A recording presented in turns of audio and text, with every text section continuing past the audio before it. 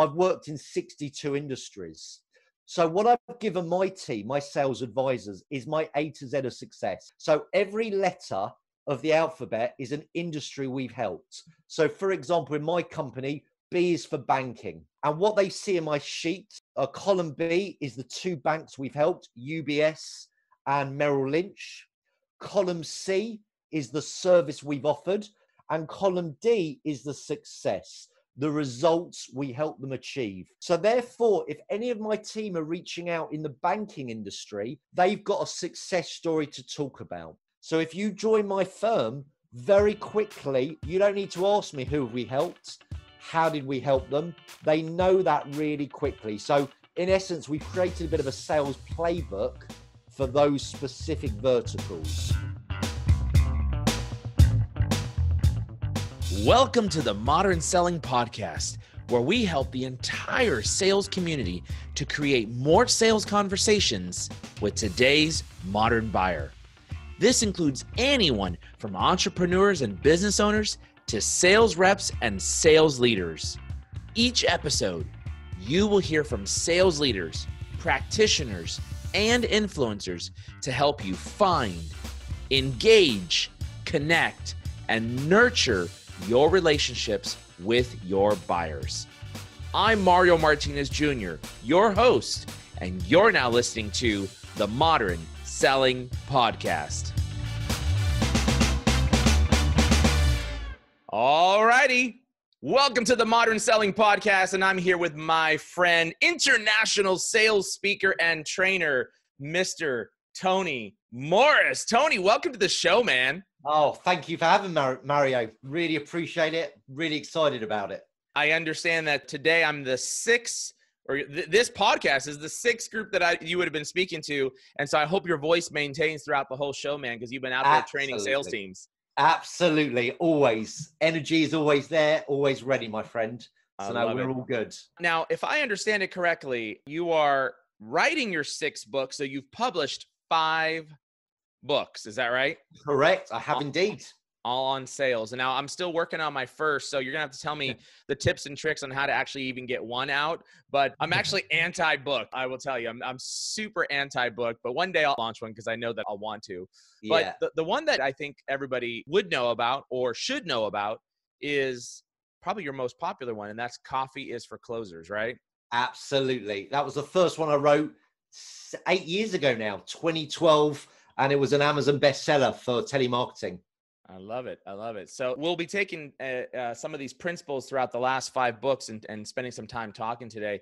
But do me a favor. Tell me a little bit about yourself, your background, sales. You know, we've got B2B sales leaders, sales reps, marketers, sales enablement leaders, and also some business owners that are listening in. So give everybody a little background about yourself. And then I've got a very special question that I want something juicy to know about you. I look forward to it. So yeah, I started selling. My background, I live in London in the UK, born and bred in a hot place called Hertfordshire. So really small, pretty little village I live in. I did the normal school university route, travel around the world. And then I got into sales pretty early, actually. It must have been maybe 16, 17. I started selling door-to-door newspaper subscriptions. I then sold at university. When I was traveling to fund my travels, I sold encyclopedias, which I talk about in my book, Coffees for Closers. And then I sold software. So when I got back from traveling around the world, I got my first, what I would say, my proper job, selling solutions, B2B, and just loved it. Fell in love with sales. I then fell in love with training. We went through some amazing training at the time. The company employed an external trainer, and I just fell in love with the whole development. And from that point, I'd been selling software for about 6 years. And I just reached a point really where I wanted to do it on my own. And I set up my sales training company 14 years ago, which has been the most incredible journey. Managing a business. I also have a beautiful wife and 2 gorgeous children. And I bought my business partner out last year. So Tony Morris International was born 1st of June last year. So I'm now month 1 of year 2. And it's been amazing. I've had the most incredible start. I've traveled around the world. I've spoken at sales kickoff conferences in 25 countries now. And it's been the most amazing journey so far. And I'm just excited for the future, where it can take me. And I've helped now. I was working out the other day. I've worked with about over 30,000 salespeople across about 62 different industries. Wow. So it's been quite an incredible journey so far. And yeah, excited for what the future holds. And the main focus of your training is centered around what, from hello to close, or getting more hellos? Where do you focus at for most of your training? You know what? I've created a framework. My framework is called the Ask Philosophy Principles, which stands for attract, solve, and keep. So I teach my clients how to attract the right leads into their business, and also how to be attractive to those leads, how to solve the prospect's problems, and then how to keep them for life, which is called the raving fan formula. So really it's the whole journey from how to even find a lead right through to how they become a raving fan and become your referral, your ambassador for your brand, and become a referral magnet, what I call them. So it's the whole journey. And I really help clients both inbound and outbound, whether they're cold calling and prospecting, or they are fortunate enough to be flooded with inquiries. I love it. Fantastic. Well, I do have a very special question for you, and I'm looking for something juicy. I always tell my guests, I want something juicy. Yeah? So don't give me, you already told me you've got a wife and 2 kids. So I don't want a wife and 2 kids on this one. And all my listeners have come to expect this question. And sometimes we get some really cool stuff. So tell us one thing that nobody would know about you, even if they were looking at any or all of your social profiles. Okay, that's actually quite easy, because I'm going to share something I shared this morning with one, because I always start my training the same way, actually. So I'll share something I shared this morning, which is I was 12 years old, and I was at the fair with my family, and we won 2 goldfish, which I named Adam and Eve, as you do, right? And I remember Adam died after about 10 days. Because... And you know how he died? I fed him, but I didn't know. My mum didn't tell me. She gave me the pot of pet food, and I fed Adam the whole tank of food, like the whole pot. So Adam died from overeating. But what was then interesting is Eve, bless her, lived for about 6 months. And I remember I was sitting there one day thinking, I've not fed Eve for quite a few days. And then I thought, it's actually been a few weeks. So I thought I better feed Eve. And I went to feed her, and she wasn't even floating. She was resting at the bottom of the tank. And I remember looking at her thinking, you don't look right. And I put my hand in, and it was a carrot. And I burst out crying as a child. I thought, what the hell has gone on? Screaming. I said, Mum, get in here. And I was holding up Eve, which was a carrot. And I said to my mum, you're not going to believe this, but Eve has turned into a carrot. And she said, and this is a classic, she said, Tony, Eve turned into a carrot about 6 weeks ago when she died from not eating, and I replaced her with a carrot. And I wanted to see how long it was going to take you to notice. And it took me 6 weeks. So I am an official goldfish killer by overeating and starving my fish. And I've never had a goldfish since that moment. That's a good story. You goldfish killer, you. I know. Sick, huh? Very cute story. Yeah. I like it. Well, hopefully you learned your lesson on going from one extreme to the other and watching what's going on around you. Absolutely. There were some life lessons learned, and keep me away from goldfish was the other life lesson. There you go.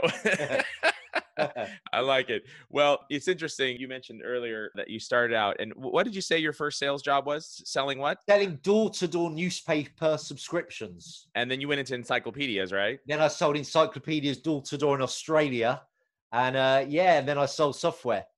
You know, it's funny. I think some of the greatest sales thought leaders and influencers that I know and have spoken to, we all started out selling something that was like encyclopedias, door to door, or in my case, I was doing photo finishing and camera equipment. And then I moved into, get this one, auto leasing financing newsletter for the auto industry.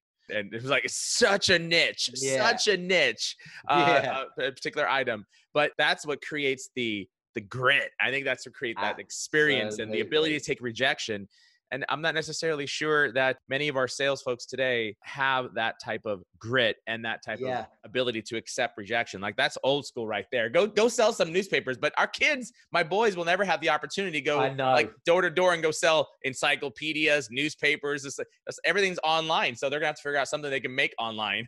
You know what? You're so right. It taught, when I think back to those jobs, right, it really taught me some real lessons in sales. And I think there was, especially encyclopedias, you know, we got to really know my numbers and really knew that it was approximately right. But I remember at the time it was about 100 door knocks, 90 people would just either not answer or not be in.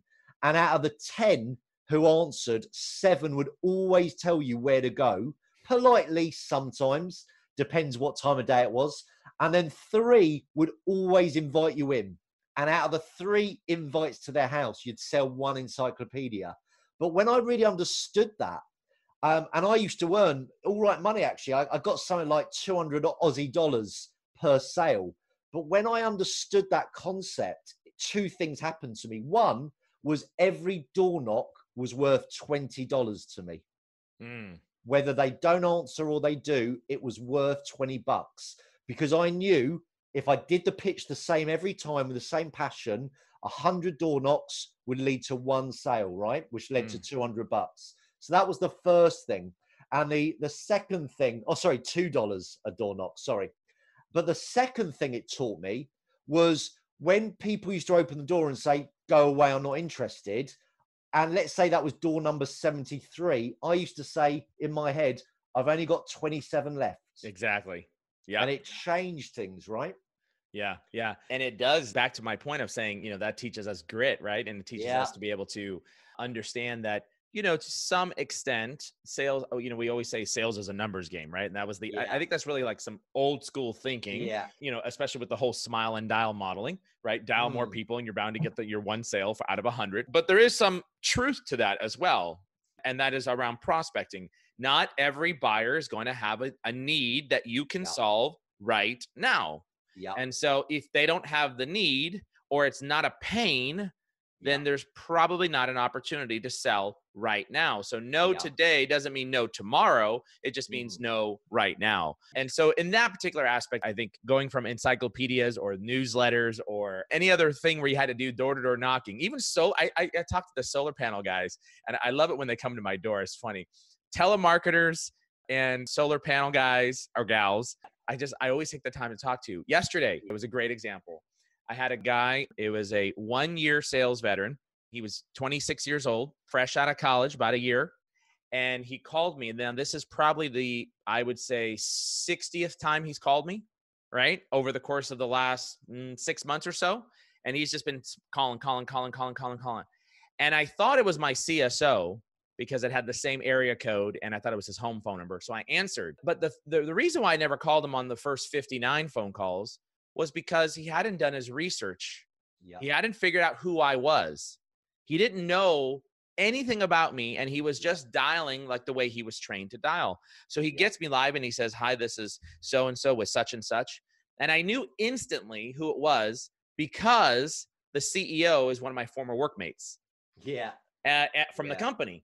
And so he said, I'm calling I'm calling IT professionals is what he said. This is what he said. I'm calling IT professionals to see how we might be able to help. And I said, you don't know who I am, do you? Yeah. And he said, well, this is Mario Martinez, right? I said, no. Yes, that's my name, but you don't know who I am. Yeah. And he says, I'm not sure what you mean by that. I said, first of all, am I an IT professional? Yeah. And he goes, I said, the answer is no. Yeah. Secondly, did you even look me up on LinkedIn? He says, no. Yeah. I said, you've been calling me like 59 times, and here is the 60th call you finally get me. You've been doing it for 6 months.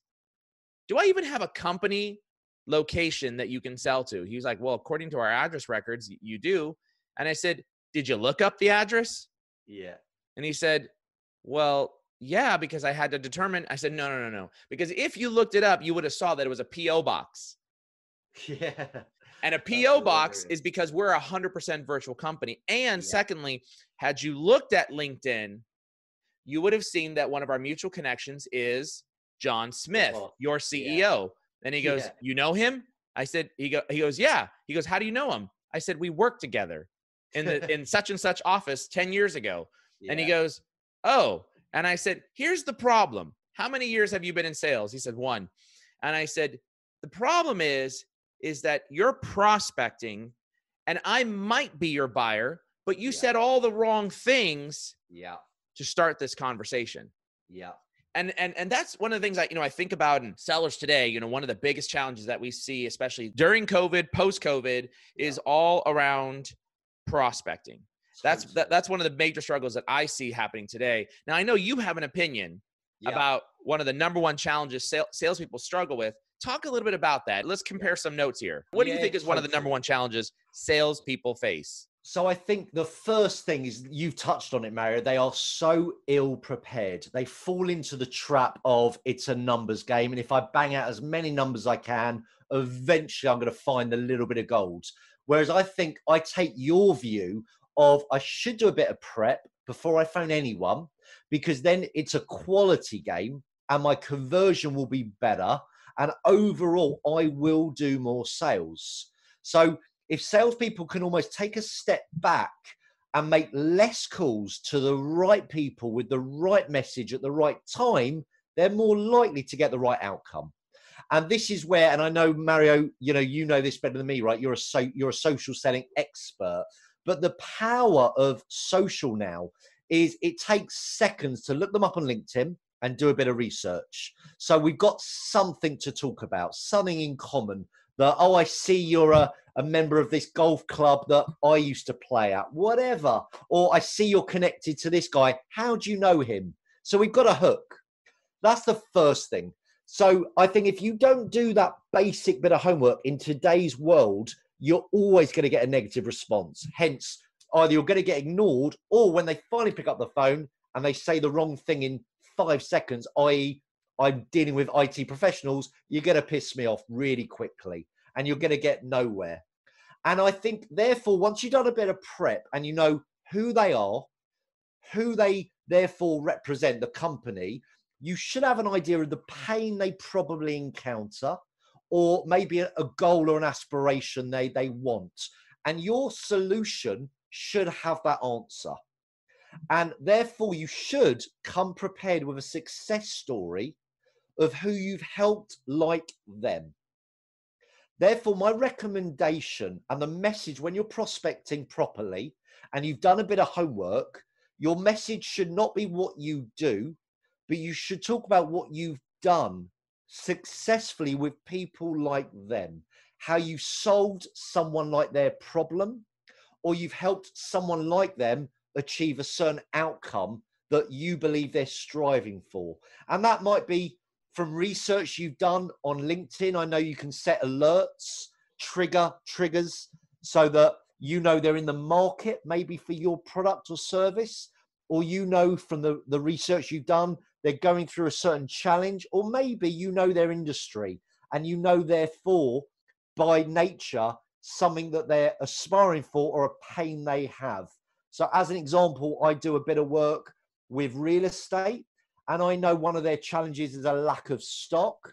So I can talk about how I've helped other real estate companies get more stock, and I can back that up. But I always do my homework. I always know the decision maker, a little bit about them before I interrupt them, so that I give them the respect they're due, and I can have a sensible conversation. So what you described, we call at Vangresso the 3x3. 3 things in 3 minutes. That's all it takes. 3 things in 3 minutes. Like, all you have to do is look at someone's profile. And look and see what they've engaged with, some of their interests, some of their backgrounds, some of the places they've worked at, mutual connections. And let's just presume, Tony, that you can't find anything at all. Like, they're completely silent on social media. All you have to do is look at the company. What is their company doing? What is their company talking about, right? So there is a backup. And of course, there are times when I personally have not been able to find anything, And that probably is a good indication that for me, they're probably not a good buyer for me. Correct. Right. But the thing about this is most sales leaders are our age, 45 and older, right? And most of us did not grow up in this new digital era. Most of us cut our chops doing encyclopedia sales, photo finishing sales, right? And then we moved into software technology, consulting, whatever it might have been, right? We have a very different mindset in terms of the grind, if you would, right? And unfortunately, many of our SDRs, BDRs are managed based upon a metric. And the metric is, how many did you do today? And what you fill in the blank, what is the, whatever that might be. The reality is the end goal and the end game is not how many did you do today, it's how many conversations did you have, right? Like meaning meetings, actual conversations. And that's what bothers me. And especially when this SDR called me, I told him very specifically, you lost me in the first 4 seconds when you said, I'm calling IT professionals. Boom, you lost me. I was gone. I was done, right?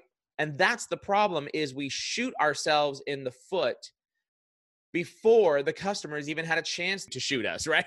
We killed ourselves.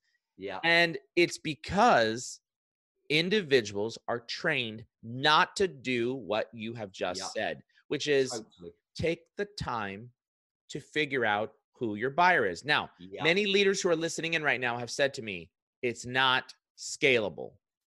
It's not scalable. I need my guys doing 100 calls so that they can make 3 appointments.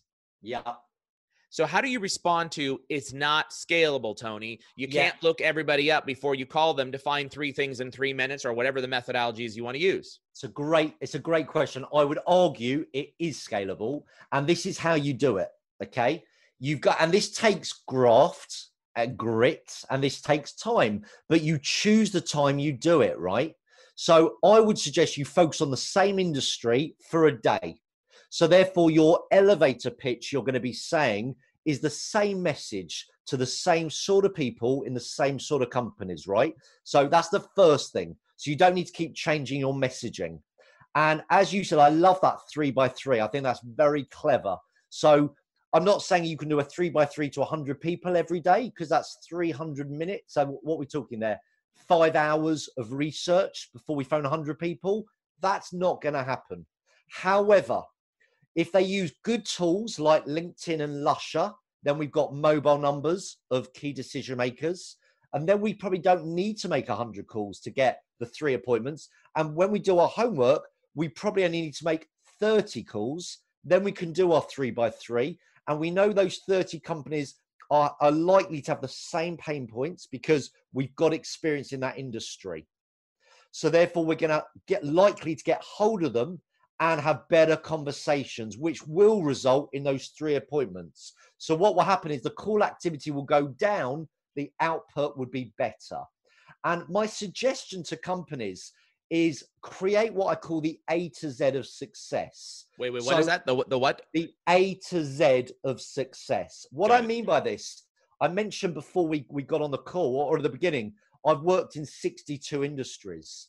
So what I've given my team, my sales advisors, is my A to Z of success. So every letter of the alphabet is an industry we've helped. So for example, in my company, B is for banking. And what they see in my sheet, column B is the 2 banks we've helped, UBS and Merrill Lynch. Column C is the service we've offered. So in my world, 2 training courses we've run for those banks. And column D is the success, the results we help them achieve. So I know with UBS, they had a real issue with getting a hold of hedge fund managers, and we came up with techniques and ways to deal with that. And with Merrill Lynch, it was a conversion challenge they had when they spoke to their decision makers. We helped them with that. So therefore, if any of my team are reaching out in the banking industry and they're phoning maybe Morgan Stanley or other big banks, they've got a success story to talk about. So if you join my firm, very quickly, you don't need to ask me who have we helped, how did we help them? They know that really quickly. So in essence, we've created a bit of a sales playbook for those specific verticals. but they also would have to still do their own homework and look the person up on LinkedIn or their social channels, which, as you know, 3x3 takes 3 minutes, if that, to find something out that we can talk about in a conversation.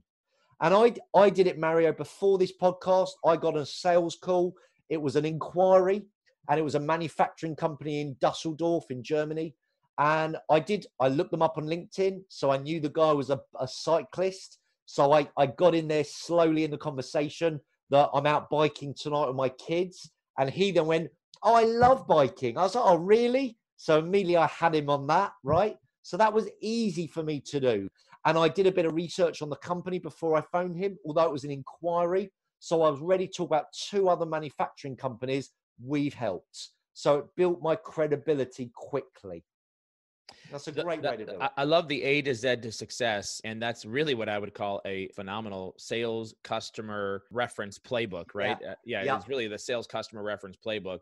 And that certainly would help. Going on to the example that I gave, which we're both teeing off of here, one of the things I told the seller is, if you had said to me, "Mario, I've been trying to reach out to you for quite some time. Yeah. And I want to start out with saying, I loved your recent post on the PVC sales methodology. Yeah. Yeah. I really took to heart on that, blah, blah, blah, blah, blah, blah, blah." Yeah. And immediately you open me up with, "Wow, yeah, Wow. yeah, great. Yeah, uh-huh. Okay. I don't even know who you are or what you're trying to sell me, but you've just now spoke to my language." Yeah.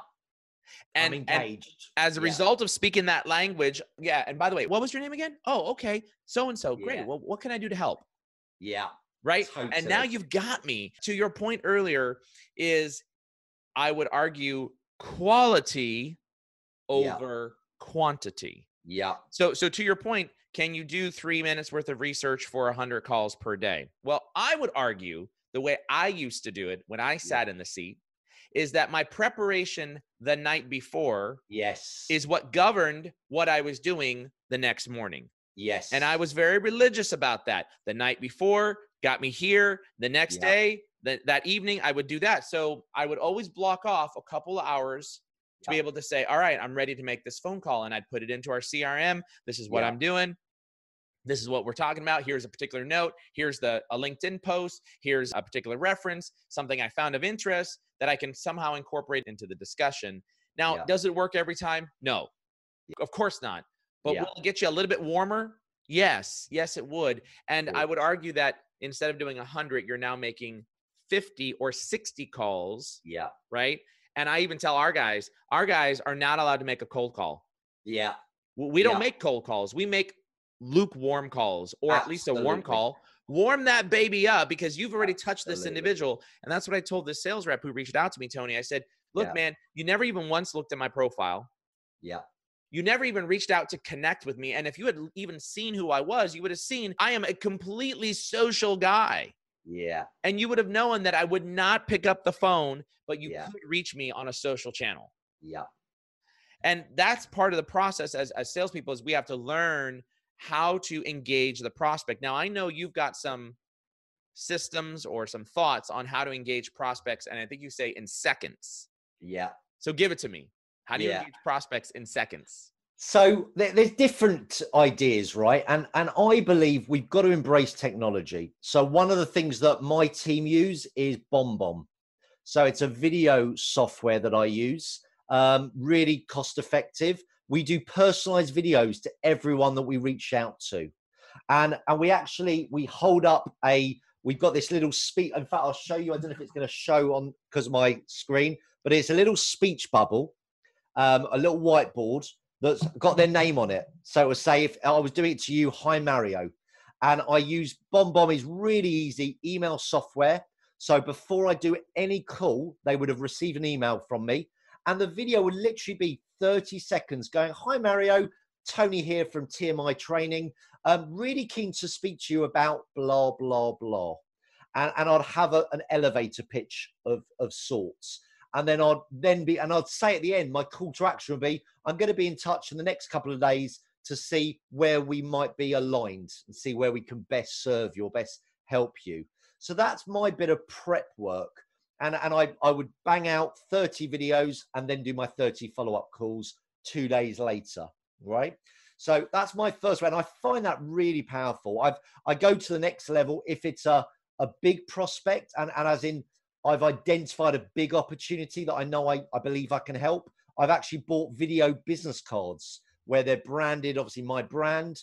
Again, there's a personalized message that goes out and I send that out to them, you know, before a phone call. So, and they'll receive that in the post. I've got a navy, my brand is navy and white, as you can see in my background. So I send it in a navy padded envelope with a personalized letter. And I sometimes I make it a bit gimmicky. So I screw up the letter into a ball and they open up and it will go, "Hi, Mario, this is the only thing we'll ever screw up." And then I write a message that's relevant to them. So I like to warm them up. I like to tee up the prospect because I believe that's the best way to engage in today's world. Because I'm like you, cold calling is dead. Smart calling is very much alive. And I follow a great guy called Art Subcheck. He's a guy I've learned from many, many years. And his book, Smart Calling or Smart Prospecting, is so good. And I've learned from Jeb Blunt as well as a fanatical prospecting. He's fantastic. But they are both of the mind that cold calling is absolutely dead. But if you can warm it up a little bit and do your homework, do your research, nothing stop you engaging them very quickly. Yeah. So love what you said. Totally agree. Now, interestingly, as you know, we have our entire selling with video sales training program. And we were one of the first ones to actually launch that, which is the right type of messaging, prospective-based messaging to be able to reach out to buyers and to create engagement. And in almost all cases, video is used as a secondary or third touch point. Generally for us, because you're going to warm that up. I'm going to go to LinkedIn. I'm going to connect with you. Usually that's going to trigger. And if that doesn't work, now I'm going to send a particular video message, right? So that's how like in a cadence model. And we actually are very familiar with BombBomb, Vidyard, Videolicious, but we love OneMob. And there's a very specific reason for OneMob. And one of the things that I love about OneMob, which is a video marketing for sales tool, as opposed to a video marketing tool that is for marketers. One of the things I love about OneMob is that it allows me to build my own landing pages. So my video, just like BombBomb, is placed on a video landing page, but on that landing page, I have the ability to add on content. So if I want a customer testimonial video, if I want a white paper, if I want an ebook, if I want a webinar, a YouTube video, whatever it might be, and I have deep analytics of what you clicked on, what you watched, how much of it you watched, all that good stuff. Love that. And that's one of the most powerful tools for sellers, in my opinion. I love that. To be able to create that messaging. Now, it's a bit more robust than BombBomb. BombBomb has got that nice, easy feel to be able to create that video message. But you're 100% right in terms of like extended outreach. And actually, the studies show that videos that are less than 30 seconds have the best engagement time. But it's very difficult to create a 30-second message that has value. So we always teach our sellers 1 minute and below is really where you want to stick to. If you go over, it's not that big of a deal. But I love what you just said. Create engagement. You've got all kinds of things that a seller can do today to be able to create that engagement. Totally. And I really like, I got that from a great marketeer in the UK I follow, Nigel Botterill, the whiteboard, where it's literally got their name on it. I just think, you know, because if I got a video, as I said, it may be you do it in step 2, step 3, touch point. I get that. And I think that's value actually. But if you've got Hi Mario on there, you're going to open it, right? You're going to click. So I quite like that personalization. And I am a believer in that, and personalize whatever you can just to stand out. And that's why I set up triggers with LinkedIn. So like I said, I just read your post I loved, or I just saw that you merged with something that you know you're in their world, right?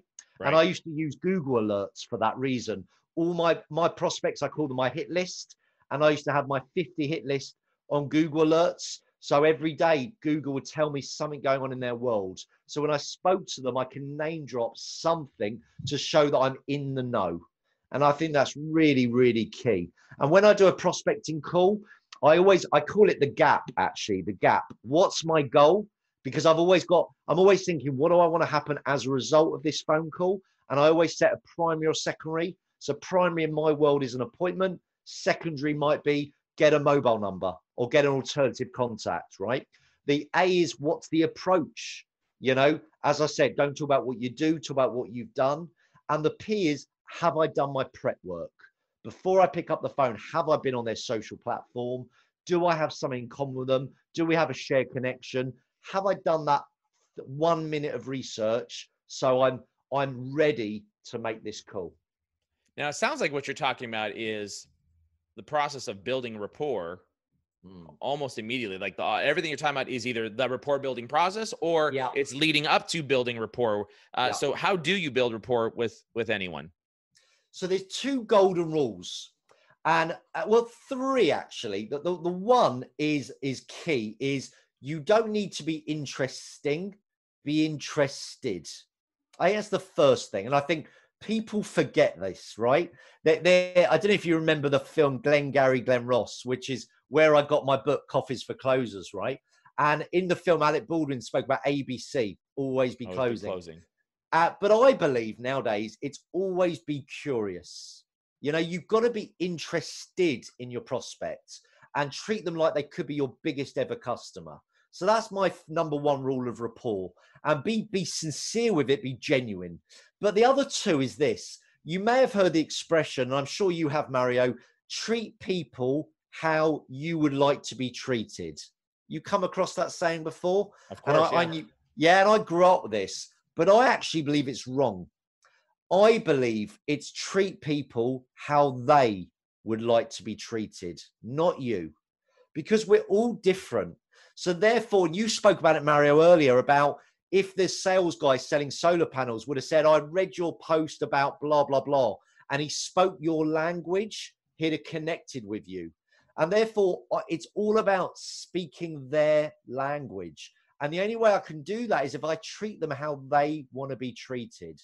And I study NLP, neuro-linguistic programming. And the biggest thing I learned from NLP is this. If you see the world through John Smith's eyes, you're more likely to get John Smith to buy from you. So my question to your listeners is, are they seeing the world through their lenses, or are they looking at the world through their prospects' lenses? Very, very different. And my 3rd golden rule is, and I'm sure your listeners have come across this, is people buy from people first, which is all about emotion, right? We buy emotionally, then we use logic to justify our decision. But I believe it's missing 2 words. I believe it's people buy from people like them. So our job to build rapport quickly is we need to ultimately mirror them. And people gravitate towards people like themselves. So our job as a professional salesperson is to be a chameleon and learn how to adapt very quickly with who we're dealing with. And the quicker we can do that, the quicker we can establish true rapport and engagement. We must be reading the same blogs, videos, ebooks, articles, all that good stuff, because we're totally in sync. So what we say is, to be interesting, you must be interested. Yeah. Right? To be interesting, to be interesting to somebody else, you must be interested, which is exactly what you just said. And ABCs, always be connecting. Nice. Like it. Right? Not just connecting on a social channel, but also connecting your buyers to other people. If you can offer help and connect John to Susie and Susie to Billy and all that good stuff. The interesting one for me is people buy from people like them. That's an interesting one that we could probably spend a whole entire podcast on, but I had not heard of that one yet. So I do like that one. I was going to say, you know, the objective is, how do you identify their behavior quickly, right? So in my training, I talk about Carl Jung's behavior matrix, the red, yellow, green, blue behaviors. You know, blue is they're very logical. Yellow, they're like me, they're an extrovert. And it's understanding behavior. And I think true professionals will get that quickly. But the 2 biggest indicators to know the person you're dealing with, one is how they respond to you and their reactions to your questions. But the biggest giveaway is the questions they ask. And I think, again, when you do a bit of research, you're 3 by 3, and you start to learn about them on their social channels, what are they putting out there? That would give you a really good indicator of the type of behavior they are. And then you can really get ready to be a chameleon and adapt to that behavior. And when I understand my prospect, my client's color, their behavior, I color code them on my CRM. So we use HubSpot, but I know one of my clients is an ultra red, And my team don't know that necessarily. So when Duncan phones my company and he comes up on the CRM, he's ultra red. So my team know not to ask him, how are you? Because he'll probably go, yeah, I'm good. Is Tony there? Because he's just ultra red, right? He's very direct. So therefore they know how to deal with him effectively. And I think that's a real skill of a professional. Interesting. You don't have it color coded. You have the words saying ultra red. Correct. Oh, okay. Correct. I was about to say, because we use HubSpot and I don't know how to use colors. You're going to have to show me that one. It's color. We put their name in a color. Exactly that. I gotcha. All right. Fair enough. So a lot of these things that we talked about, you've got the TMI University, the Tony Morris International University. If people are interested in figuring out where to go and how to do some online training, where do they go? Oh, thank you for that. The best place actually is TonyMorrisInternational.com. And that's my gateway website. And that would take you to either my training, which is TMI Training Academy, or as you kindly shared, Mario, my TMI Sales University, which is basically my e-learning platform. It's all of my content over the last 22 years online. It's 200 videos. It's my podcast, which you've been a kind guest on. My webinars, my books, my articles, everything online. So yeah, I'd be delighted for your guests to check it out. There's a trial at the moment, £1 trial or $1 for 14 days. So they can check out all my content, make sure they like it, and then they can sign up if they so wish. Well, we'll make sure we have that web address, TonyMorrisInternational.com, into the show notes for those of you that missed that. And Tony, if people wanted to connect with you, what's the best way? Is it through email, through your website, through LinkedIn, Twitter? Yeah. Where do they go? I'd say two places. Definitely LinkedIn. Connect with me. You'll find me. I'm on all the social platforms as you'd expect. Insta, Facebook, all under Tony Morris International. But my LinkedIn, Tony Morris, is probably the best place to go. You'll see me, the creator of the Ask Philosophy Principles, which is my sales framework. But what I'd also suggest, actually, and I'd like to do a gift to your listeners, Mario, is if they email me on tony@TonyMorrisInternational.com, I'll be delighted to give them a free copy of my book, Coffees for Closers. I'll send them an ebook where they can read that, digest. All I'd ask in return is, once they've read it, to write a review on Amazon, once they've had a good read. Unless, Perfect. Of course, they don't like it, and then I don't want to hear anything from them. I love it. So make sure you email Tony@TonyMorrisInternational.com, people, so that you can get a copy of his book. Yeah. Was it Coffee for Closers, you said? Coffees for Closers, absolutely. Right, perfect. Tony, as customary, I always close with a question, and that is your all-time favorite movie. What is it? It's so hard on one. You've really put me there. Can I cheat and give you two? Sure.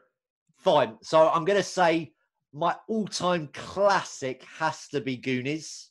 It's just an absolute classic, and I just love it.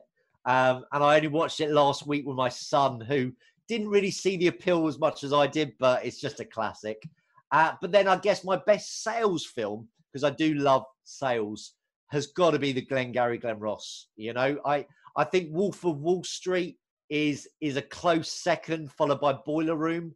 But you know, from where my book title Coffees for Closers came, I've got to say Glenn Ross as one of my classic favorite sales movies. So you're the first person out of over 150 episodes that has ever said my all-time favorite movie as well, which is The Goonies. Mario, I love it. What a movie, right? It's the classic of all classics, and true story, actually. I actually went to college with Chunk.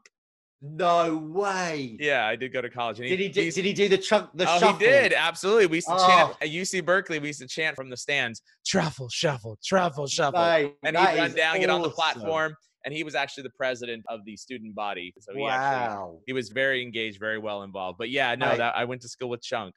So that's a claim to fame. I love that. That is awesome. The truffle shuffle is infamous. Love it. Love it. Baby Ruth. Sloth love Chunk. Or Mama, you've been bad. It's my favorite movie. I'm glad to know that somebody else out there loves The Goonies as much as I do. All of you listening in right now, make sure you visit Tony Morris. Tell him that you heard him on the Modern Selling Podcast when you send him your personalized LinkedIn connection request. And make sure you reach out for your copy of Coffee is for Closers. And for all of you listening in right now, don't turn that dial. Listen to this very important message. Thanks for listening to the Modern Selling Podcast. Please do me a huge favor and give the Modern Selling Podcast a rating and review on iTunes. I would appreciate it. Also, if you want to easily find our show, just go to themodernsellingpodcast.com. Hey, since you'll be on our site, be sure to check out our Modern Marketing Engine podcast hosted by my co-founder and CMO, Bernie Borges. Thanks for listening in, and until the next episode, good selling.